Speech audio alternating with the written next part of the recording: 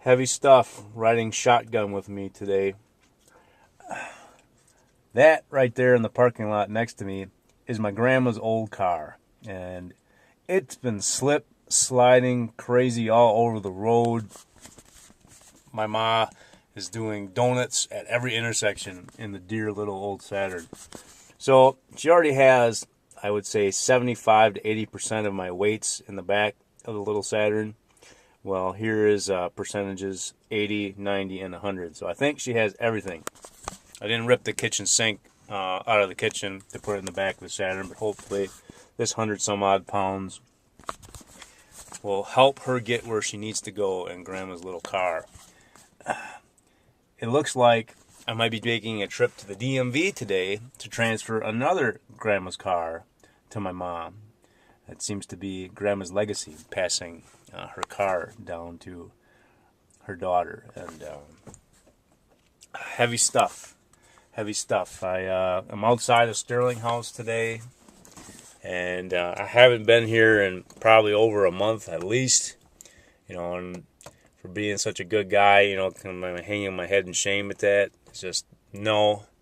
Like, ever since my grandma came to this place, like, every time I came to visit her a little bit, my grandma was such a bright and energetic person, and she has a little bit of crazy in her eyes, just like I do. Like, there's very few people that can look me in the eye without, kind of getting weirded out, because there's definitely something going on behind these eyes. And my grandma is special in that way too. And it seems like every time I came here, and I used to come here religiously, a couple times a week to start out with, see her, take her to the park, but just every time I came, it's a little bit of that fire inside was going away, and I could just feel it. And it was really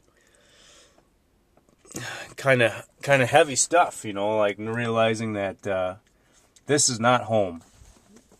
This is not home for Grandma, and being here, I thought, was taking a little bit of that fire away from her, day by day, siphoning it, or I don't know what's the correct term. And I need to get my crap together, because it looks like the family wants me to give a eulogy for Grandma, because word is that my grandma has 7 to 10 days left to live, and she's not doing very well at all. So if I want to see my grandma again, I need to go in that door and do it. So that's why I'm here. But it's heavy stuff, but it's got to be done. And there's just no words that can describe how much I'm going to miss my grandma.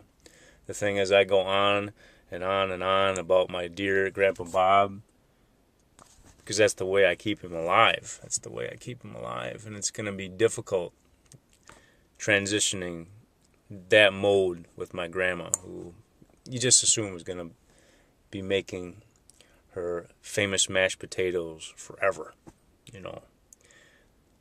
I think like 92% of the molecules in my body, I've held on to Grandma's mashed potatoes. So there's a lot of Grandma's mashed potatoes in these old bones.